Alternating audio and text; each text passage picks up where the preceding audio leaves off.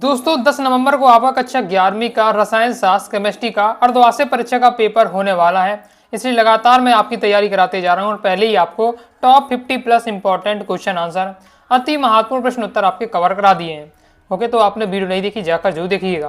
तो इस वीडियो में हम कवर करने वाले हैं इंपॉर्टेंट ऑब्जेक्टिव क्वेश्चन आंसर है एकदम सिलेक्टेड में आपको क्या है अति महत्वपूर्ण वस्तुनिष्ठ प्रश्न उत्तर आपको कवर कराने वाला हूं, तो ध्यान से देखना है। और वस्तुनिष्ठ क्वेश्चन है तो क्या है वीडियो को देखते ही देखते आपको तैयार करते जाना है। सबसे पहले दोस्तों हमारे आ जाते बहुविकल्पी प्रश्न। पहला है शुद्ध जल की मूलरता है, तो शुद्ध जल की मूलरता हो जाएगी 55.55 आती है, यानी 55.6 कह सकते हो। आगे देख लेते हैं। और ये क्वेश्चन आपके क्या है क्लास 12 की बोर्ड एग्जाम के लिए भी इंपॉर्टेंट है। क्लास 12 में भी है आपका पहला चैप्टर बिलियन, उसमें ये सब टॉपिक आपके रहते हैं मूलरता, मोल प्रवाह, ओके, पार्ट्स पर मिलियन, नॉर्मलता, ये सब टॉपिक आपको पढ़ेंगे जब क्लास 12 में पहुंच जाएंगे। तो नेक्स्ट है कौन सी उत्कृष्ट गैस है। उत्कृष्ट गैस हमारी नियॉन हो जाएगी, यानी एक तत्व का परमाणु क्रमांक 11 है, इसकी ऑक्साइड की प्रकृति होगी, यानी उसी प्रकार से परमाणु क्रमांक 11 यानी सोडियम है। सोडियम की जो ऑक्साइड की जो होती है वो क्षारीय प्रकृति की होती है। निम्नलिखित में से कौन सा अणु रेखीय है, तो CO2 आपका क्या जो इसके जो अणु है आपका रेखीय है। नेक्स्ट है 2 ग्राम मेथेन के दहन में 25 कैलोरी ऊष्मा उत्पन्न होती है। मेथेन की दहन ऊष्मा 200 आपकी रहने वाली है। नेक्स्ट है C4H10O द्वारा प्रदर्शित किए जाने वाले कुल समयावधि की संख्या होगी तो 7 है। फिर ऑक्सीजन के 16 ग्राम अणुओं की संख्या उतनी होगी जितनी क्या है 30 ग्राम NaOH में है। फिर ये आपको इस टाइप के क्वेश्चन अक्सर पूछे जाते हैं, बहुत ज़्यादा इंपॉर्टेंट है आपके रहने वाले हैं, जिसमें आपको ये दिए बेरिलियम, बोरॉन, नाइट्रोजन है, ऑक्सीजन है। तो इन सब ये आपको दिए हुए क्या है जा रहा है प्रथम आयनन विभाव क्रम जमाइए। तो आयनन विभाव का आपको क्रम जाना है, तो सबसे ज़्यादा होगा आपका नाइट्रोजन में, फिर ऑक्सीजन में, फिर बेरिलियम, फिर बोरॉन में। ओके, फिर इसी बार से इसमें ये आपका दिया हुआ है, इसमें आपको इलेक्ट्रॉन बंधुता का क्रम में आपको जानना, तो सबसे ज़्यादा इलेक्ट्रॉन बनता है ऑक्सीजन की, फिर कार्बन की। ओके, इस प्रकार से आपकी रहने वाली, तो ये आपको माइंड में आपको रखना है। आगे देख लेते हैं। नेक्स्ट निम्न में से कौन सा ध्रुवीय अणु है, तो SF4 आपका ध्रुवीय अणु हो जाएगा। उदासीनीकरण ऊष्मा का मान सर्वाधिक होता है, तो किस क्रिया में सर्वाधिक होगा, तो KOH की जब क्रिया HCl से हम कराते हैं। ओके, नेक्स्ट LPG के दुर्गंध करने वाला पदार्थ है, तो मिथाइल मरकप्टॉन ये होता है LPG। देखिए आप जब जो गैस होती है हमारी गैस सिलेंडर होता है, जब भी उससे गैस लीक होती है तो हमें थोड़ा दुर्गंध आने लगती है।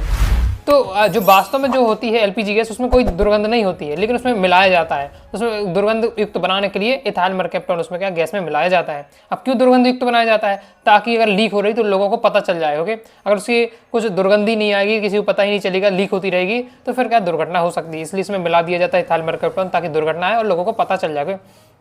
नेक्स्ट एक स्थान की पूर्ति कीजिए। 1 मोल ऑक्सीजन गैस में अणुओं की संख्या कितनी होती है, 6.023 × 10⁻23 अणु। चुंबकीय क्षेत्र में स्पेक्ट्रम रेखाएं का विपाटन जीवन प्रवाह कहते हैं, इंपॉर्टेंट है। चुंबकीय क्षेत्र में स्पेक्ट्रम का जो विपाटन होता है हम जीवन प्रवाह कहते हैं। Mn आपका एक प्रकार क्या है संगमर तत्व का उदाहरण है।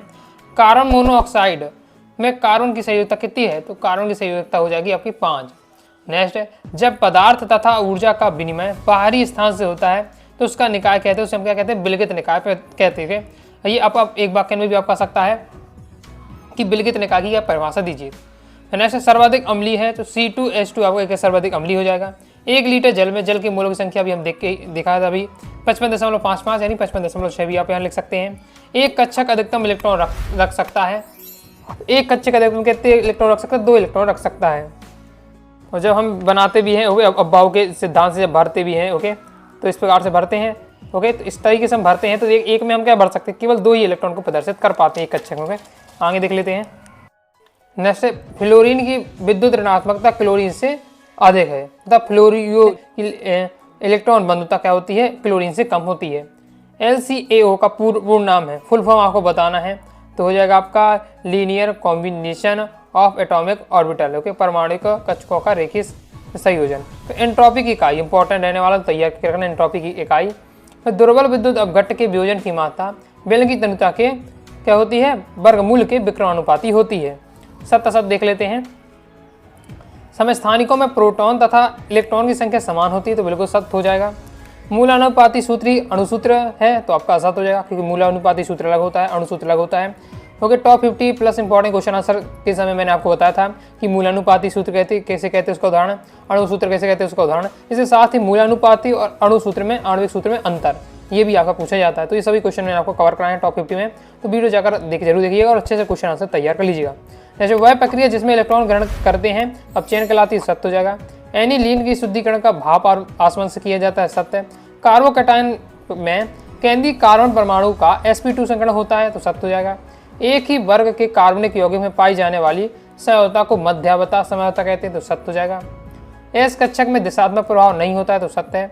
फैराडे के विद्युत अपघट्ट के वियोजन का सिद्धांत दिया, तो ये आपका क्या असत्य हो जाएगा। नेक्स्ट है, दो पदार्थों को पृथक करने की प्रभाजी क्रिस्टल विधि क्वथनांक के अंतर पर निर्भर करती है, तो सत्य है। लेगेंस ने परीक्षण में नीला या हरा रंग फेरिक साइनाइड बनने के कारण होता है, तो सत्य हो जाएगा। बंद के समान से विदलन में से मुक्त मूलक बनता है, तो सत्य है। एल्केन व एल्केन में अम्लीय प्रकृति की पाई जाती है, तो आपका ये असत्य हो जाएगा। सही जोड़ी देख लेते हैं। एंट्रोपी, तो पदार्थों की जो अवस्था की माप उसे हम क्या कहते हैं, एंट्रोपी कहते हैं। अवस्था की माप ही आपकी है एंट्रोपी। डेल एस 200 हो जाएगा। एंथैल्पी में अंतर। नाइट्रोजन का आकलन, तो ड्यूमा विधि से। पेड़िक प्रभाव, तो सिग्मा बंध का ध्रुवीकरण। ऋणात्मक डेल एस हो जाएगा दोस्तों आपका ऊष्मा छेपी। फिर एल्कीन, तो एल्कीन हो जाएगा आपका आश्रम तत्व। कैरियस विधि, तो कैरियस विधि होती है हैलोजन का आकलन के लिए। शून्य पेड़िक प्रभाव, तो ऐसे हो जाएगा। एंट्रोपी की इकाई ये होती है आपकी, पहले बता चुका हूँ, अच्छे से तैयार करके रखिएगा। एल्केन, तो एल्केन हो जाएगा दोस्तों आपका, ये एल्केन का हो जाएगा। आप दोस्तों हम देख लेते हैं एक शब्द एक वाक्य में उत्तर। मार्स गैस का प्रमुख घटक क्या होता है, तो मीथेन। क्षारीय पोटेशियम परमैंगनेट विलयन क्या कहलाता है, तो बेयर अभिकर्मक। 180 ग्राम पानी में मोलों की संख्या होगी, देखिए मोलों की संख्या होगी, तो अगर हम जानते हैं कि जो 18 ग्राम में मोलों की संख्या 1 होती है, एक मोल मतलब एक मोल में कितने ग्राम होते हैं, तो 18 ग्राम हो गए। तो फिर 180 में कितना होगा, तो 10 मोल होंगे। एक मोल में 18 ग्राम, तो 180 ग्राम कितने होंगे, 10 मोल होंगे। ओके, जैसे चुंबकीय क्वांटम संख्या किस संबंध है, तो अभिविन्यास से। एल्यूमिनियम और मैग्नीशियम में आयरन एंथैल्पी किसकी अधिक है, तो मैग्नीशियम की। एक कैलोरी का मान कितने जूल होता है, तो 4.2 जूल होता है। ऊष्मागतिकी के फलन अवस्था क्या है, तो हमारी एंट्रोपी की माप वाली इकाई। अणु किसके मिलकर बना होता है, तो परमाणुओं से। इलेक्ट्रॉन की खोज जे थॉम्सन ने की। दो उपधातुओं के आपको नाम बताना, तो आर्सेनिक, एंटीमनी, ये सब क्या है आपकी उपधातु हैं। आगे देख लेते हैं। लाइक और शेयर ठोक दीजिए, महाकाल का दबा के लाइक और शेयर ठोक लीजिए। पूरा साल मेहनत करता हूँ आपके लिए बेटा, ऐसा नहीं चलेगा, ऐसा नहीं चलेगा। और वस्तुनिष्ठ देख लेते हैं हम। अब जैसे ये वाला क्वेश्चन, इस टाइप का क्वेश्चन जरूर आपका पूछा जाएगा, जिसमें आपको कोई भी आपको अंक दे दिया जाएगा। ओके, ये आपको दिया जाएगा और कहा जाएगा सार्थक अंकों की संख्या बताइए। तो कोई भी संख्या दिया जाएगा और कहा जाएगा इसमें सार्थक अंकों की संख्या बताइए, तो आप इसको रूल जरूर सीख लीजिए। सार्थक अंक के क्या कैसे पहचाने जाते हैं, रूल होते हैं। ओके, जैसे इसमें हम बात करें तो उसमें क्या है, 3 आपके सार्थक अंक रहने वाले हैं। नेक्स्ट है, आवर्त सारणी में समूह या वर्ग में ऊपर से नीचे जाने पर प्राय, अगर ऊपर से हम नीचे जाते हैं, ऊपर से नीचे जाते हैं, परमाणु का आकार क्या होता है, बढ़ता है। एक वर्ग में ऊपर से नीचे जाने पर, तो एक वर्ग में ऊपर से जाने जो अपचयन सामर्थ्यता होती है बढ़ती है। जल का एक अणु अधिकतम हाइड्रोजन बंध रखता है, तो जल का एक अणु अधिकतम 2 हाइड्रोजन बंध रखता है। एल्कीन जो ज्यामितीय संयोजकता दर्शाता है, तो हो जाएगा आपका 2 मिथाइल प्रोपेल। हाइड्रोजन का जलना, तो हाइड्रोजन का जलना का ऑक्सीकरण है। ओके, नेक्स्ट, यौगिक का मूलानुपाती सूत्र CH2 है।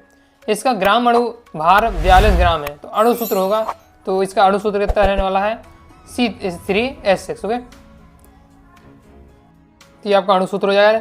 लिथियम विकर्ण संबंध दर्शाता है, तो मैग्नीशियम के साथ। लिथियम विकर्ण संबंध मैग्नीशियम दर्शाता है मैग्नीशियम से। आगे देख लेते हैं। परवर्ती संयोजकता प्रदर्शित करते हैं, तो संक्रमण तत्व। NH3 अणु में संकरण होता है, तो sp3 संकरण पाया जाता है। क्लोरीन की सर्वाधिक ऑक्सीकरण अवस्था किसमें है, HCl4O4 में। नेक्स्ट, एक न्यूक्लियोफाइल है, एक इलेक्ट्रॉन के धनी स्पीसीज, ये हमारा न्यूक्लियोफाइल में आएगा। रेगिस्तान की पूर्ति, सार्थक अंक बताने हैं, तो फिर हमें देखिए एक संख्या दे दी, कहा जा रहा है सार्थक अंक बताइए। इसमें हमारा कितने सार्थक होंगे, 4 सार्थक अंक हो जाएंगे। तीसरी कक्षा से संबंधित कुल कक्षों की संख्या कितनी होती है, 9। जो संक्रमण धातु है, तो आयरन हो जाएगा। सहसंयोजक यौगिक का गलनांक समानता क्या होता है, कम होता है। प्रबल अम्ल और प्रबल क्षार की उदासीनीकरण ऊष्मा का मान डेस होता है, तो आपका -57 किलोजूल। ओके, नेक्स्ट है, किसी पदार्थ की क्रिया करने की दर उस पदार्थ के सक्रिय द्रव्यमान के समानुपाती होती है। किसी पदार्थ के एक मोल में उपस्थित कणों की संख्या एवोगैड्रो संख्या कहलाती है। डेस अधिकतम प्रकाश विद्युत प्रभाव वाला होता है। फिर नेक्स्ट, Ba बुनसन ज्वाला से रंग देता है तो बेरिलियम उसका सेब जैसे हरा देता है। ओके, नाइट्रोजन अणु में 2 पाइबंद होते हैं। किसी विगलित निकाय की कुल ऊर्जा स्थिर रहती है। बर्फ के जल में पिघलने की एंट्रोपी क्या होगी, तो धनात्मक होगी। ओके, क्या हो क्यों होगी, देखिए एंट्रोपी होती है अवस्था की माप, जो जितना ज़्यादा बिगड़ता जाएगा उसकी एंट्रोपी उतनी ज़्यादा हम कहेंगे। ओके, कोई बहुत ज़्यादा बिगड़ा हुआ लड़का है, कहते हैं इसकी एंट्रोपी ज़्यादा है। ओके, कोई बिल्कुल सभ्य है तो उसकी एंट्रोपी बिल्कुल कम है। ओके, इस प्रकार से तो बर्फ से जल बन रहा है। बर्फ की था तो पहले आकार था उसका, एकदम व्यवस्थित थी बर्फ। ओके, बर्फ एकदम चौकोर व्यवस्थित थी। जैसे पानी बन रही है बर्फ, तो अब वो पानी बन रही है तो पानी फैल रहा है। ओके, अव्यवस्था फैला रहा है। ओके, तो अव्यवस्था फैल रही है, अव्यवस्था बढ़ रही है, इसे एंट्रोपी बढ़ रही है। ओके, अव्यवस्था की एक बार भी माप होती है। 77 इलेक्ट्रॉन हमेशा कम ऊर्जा वाले कक्षकों से पहले भर जाते हैं तो बिल्कुल सख्त हो जाएगा। ओके, नियम पढ़े हैं। अबाउ का नियम जैसे मैं बता चुका हूँ, हुंड का नियम है, पाउली का वर्जन सिद्धांत है, हाइजेनबर्ग की अनिश्चितता का सिद्धांत हो गया, क्वांटम संख्या होती है जो 4 प्रकार की। मतलब ये एकदम सिलेक्टेड टॉपिक जो आपको तैयार होने चाहिए। सब क्वेश्चन आंसर मैंने आपको कवर कराए थे। एंट्रोपी एवं मुक्त ऊर्जा दोनों निकाय के दाव पर निर्भर करते हैं। सत्य मूलानुपाती सूत्री अणुसूत्र असत्य हो जाएगा। ओके, मूलानुसूत्री अलग है, आणविक सूत्र अलग है, दोनों में क्या अंतर होता है, अंतर भी तैयार कराया था।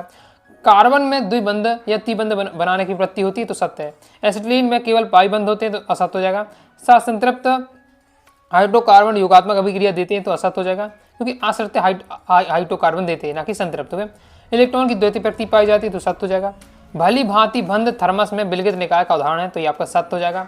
दाव कम करने पर क्वथनांक घट जाता है तो ये सत्य हो जाएगा। आगे देख लेते हैं। किसी कार्बनिक में नाइट्रोजन और सल्फर के पहचान लेगेंस परीक्षण द्वारा करते हैं तो सत्य हो जाएगा। एल्केन में sp3 संकरण पाया जाता है, सत्य है। स्थिर दाब पर किसी तंत्र की संपूर्ण ऊष्मा को एंथैल्पी कहते हैं तो ये आपका सत्य हो जाएगा। जोड़ी देख लेते हैं। डेल H माइनस हो जाएगा, T डेल S हो जाएगा आपका इक्वल टू होता है आपका डेल G। जेराल्ड विधि होता है आपका, नाइट्रोजन का आकलन किया जाता है। इंपॉर्टेंट रहने वाला, डायरेक्ट एक वाक्य में भी आ सकता है कि नाइट्रोजन का आकलन किस विधि द्वारा करते हैं तो जेराल्ड विधि द्वारा करते हैं। ब्रह्मांड की जो एंट्रोपी हो वो हमेशा बढ़ रही है। ब्रह्मांड की एंट्रोपी, क्योंकि ब्रह्मांड में लगातार अवस्थाएं बढ़ती जा रही है, इसलिए कहेंगे हम एंट्रोपी बढ़ रही है। और डेल ई हो जाएगा दोस्तों आपका आंतरिक ऊर्जा में अंतर, और दाब होता है आपका पास्कल। इलेक्ट्रॉन युग्म बताता है आपका लुईस चार। CNG तो एक हमारी कंप्लीट नेचुरल गैस है। सल्फर का आकलन, जो सल्फर का आकलन होता है वो किस विधि से होता है, ये विधि वाला जरूर आता है किसका किससे आकलन होता है। अभी हम देखा नाइट्रोजन के आकलन होता है जेराल्ड विधि से। ओके, और मैग्नीज और आपका जो सल्फर का आकलन होता है वो मैसेंजर विधि से होता है। फिर आपका कार्बन और हाइड्रोजन का आकलन तो ये आपका हो जाएगा लिविंग विधि। और नाइट्रोबेंजीन तो हो जाइए आपका नाइट्रोबेंजीन का फॉर्मूला दिया हुआ है। एक शब्द आपका उत्तर है। IUPAC का नाम, पूरा नाम बताइए, इंपॉर्टेंट है, कई बार एग्जाम में आ चुका है। तो तो हमेशा पढ़ते तो हैं कि इसका IUPAC नाम बताइए, उसका IUPAC नाम बताइए। मतलब IUPAC है क्या, इसका फुल फॉर्म क्या है, तो international union for pure and applied chemistry, इसका फुल फॉर्म रहने वाला है, इंपॉर्टेंट है, याद करके रखना है। किसी ठोस पदार्थ का बिना द्रव अवस्था में आए वाष्प परिवर्तन क्या कहलाता है, ऊर्ध्वपातन कहलाता है। अभी हमें दिया हुआ है संरचना, इसका IUPAC नाम बताना है। तो 1 2 3 कितने कार्बन है, 3 कार्बन है, एथ मैथ प्रोप तो यानी प्रोप हो जाएगा। दूसरे पर क्या जुड़ा हुआ है आपका, वह जुड़ा हुआ है तो ऑल आएगा, तो प्रोप हो गया तो प्रोपिनॉल हो जाएगा। लेकिन आपका ये दूसरे नंबर पर जुड़ा तो इसलिए 2 प्रोपिनॉल हो जाएगा। दिगंशी क्वांटम संख्या को दर्शाते हैं तो हम इससे दर्शाते हैं। उत्कृष्ट गैसें किन्हें कहते हैं, तो जिनके बाह्यतम कोश में NH2 और NP6 व्यवस्था होती है, इन्हें हम उत्कृष्ट गैस कहते हैं। ठोस के द्रव में बदलने की एंट्रोपी में क्या परिवर्तन होता है, एंट्रोपी बढ़ती है। जैसे वही एग्जांपल हो जाता है आपका बर्फ का क्या पानी बनना, तो एंट्रोपी इस कंडीशन में क्या होगी, बढ़ती है। ओके, अव्यवस्था बढ़ती जा रही है। ओके, तो एंट्रोपी बढ़ती जाएगी। Al2O3 की प्रकृति होगी उभयधर्मी। गैलू से एक नियम लिखिए, तो स्थिर आयतन पर गैस की निश्चित मात्रा का दाब उसके परम ताप के समानुपाती होता है, ये आपका गैलूसेक का नियम है। संगमर तत्व का समान इलेक्ट्रॉनिक विन्यास, तो ये आपको देख लेना है। आधुनिक सारणी में कितने आवर्त है, तो 7 आवर्त हैं, ये भी इंपॉर्टेंट है, याद करके रखना है। तो इस प्रकार दोस्तों हमने कंप्लीट कर लिए हैं केमिस्ट्री के इंपॉर्टेंट ऑब्जेक्टिव क्वेश्चन आंसर। इस प्रकार से हमने इस वीडियो में अति महत्वपूर्ण वस्तुनिष्ठ प्रश्नोत्तर कवर कर लिए। उससे पहले दोस्तों मैंने आपको टॉप 50 प्लस है अति महत्वपूर्ण प्रश्नोत्तर भी बता दिए, तो उन्हें भी आप देख लीजिएगा। तो आपकी क्या है, कंप्लीट केमिस्ट्री की तैयारी हो जाएगी अर्धवार्षिक परीक्षा के लिए। तो ये दोस्तों आपको वीडियो पसंद लाइक और सब्सक्राइब कर दीजिएगा। इसके साथ ही टेलीग्राम चैनल व्हाट्सएप चैनल को ज्वाइन कर लीजिएगा। बाकी आप प्रॉपर PDF मटेरियल प्राप्त करना चाहते हैं, फाइनल एग्जाम तक मेरे साथ तैयारी करना चाहते हैं, तो प्ले स्टोर से वगैरह सारी क्लास ऐप डाउनलोड करके वहाँ से आपको क्लास 11 केमिस्ट्री का बैच जरूर ले लेना है। ओके, कोई दोस्तों डाउट आता है कौन से आप जरूर पूछिएगा। मिलते हैं नेक्स्ट वीडियो में, तब तक के लिए बाय बाय।